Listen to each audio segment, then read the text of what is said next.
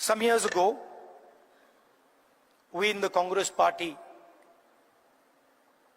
felt completely trapped and isolated. This new politics, aggressive politics, a politics where the opposition is not talked to, but the idea is to crush the opposition. And we found that all our avenues were compromised. The media, the general atmosphere did not allow us to operate the way we would like. And so we reached back into our history and we decided to walk from Kanyakumari, which is one of the southernmost parts of our country, all the way to Kashmir, where I was yesterday. And I'd like to tell you a little bit about what I and some of my colleagues discovered on that journey. It's not a small walk, 4,000 kilometers. And I don't think we understood quite what we had taken on when we began it.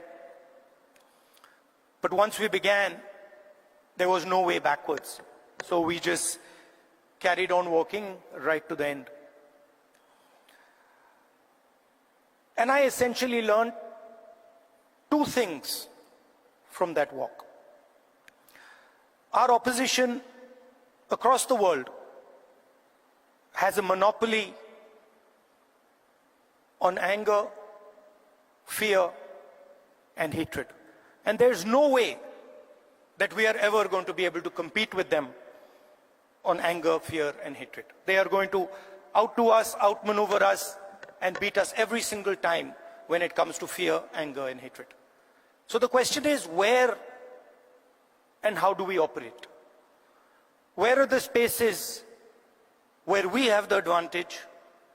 Where are the spaces from which we can build a counter narrative? So the walk started in Kanyakumari, and slowly as it progressed, more and more people started to join this walk. And within 10-15 days, walk would start at 6 in the morning, and we would have thousands and thousands and thousands of people walking with us, pushing us, people trying to come in.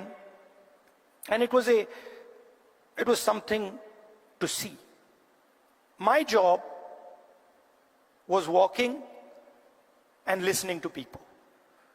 And the one rule we had was that anybody, regardless of who he is, who she is, should be able to come to the center of where we were walking and have a conversation with me or the other leaders there. And so we followed this rule rigorously. As we walked,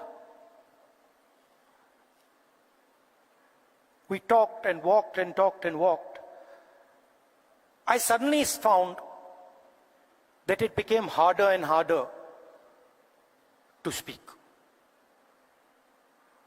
As politicians, we are trained to do this. We are trained to come on stage and talk.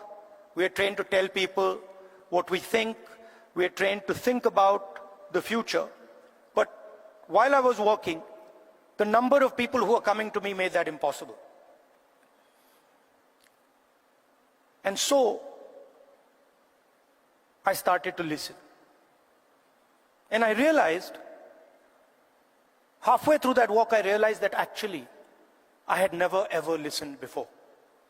And in fact, I didn't know how to listen. I knew how to speak, I knew how to think, but I didn't actually know how to listen to people.